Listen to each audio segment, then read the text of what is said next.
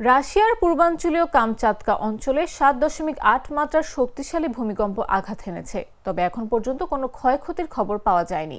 ভূমিকম্পের পরপরই ওই এলাকায় সুনামি সতর্কতা জারি করা হয়েছে। মার্কিন ভূতাত্ত্বিক জরিপ সংস্থা ইউএসজিএস জানায়, শুক্রবার আঘাত হানা ভূমিকম্পটির মাত্রা ছিল রিক্টার স্কেলে ৭.৮। এর উৎপত্তি স্থল ছিল ভূপৃষ্ঠ থেকে প্রায় ১০ কিলোমিটার গভীরে। এ সময় একাধিক আফটার শকও অনুভূত হয়, যার মধ্যে একটি ছিল ৫.৮ মাত্রার। কামচাতকার গভর্নর ভ্লাদিমির সলোদভ জানান, ভূমিকম্পের পর সব ধরনের জরুরি সেবা সংস্থাকে সর্বোচ্চ সতর্ক অবস্থায় রাখা হয়েছে। ভূমিকম্পের পর সুনামি সতর্কতা জারি করা হয়েছে। উপকূলীয় এলাকায় ০.৫ থেকে ১.৫ মিটার উঁচু ঢেউ আছড়ে পড়তে পারে। এ কারণে স্থানীয়দের উপকূল থেকে নিরাপদে সরে যেতে বলা হয়েছে বলেও জানান তিনি।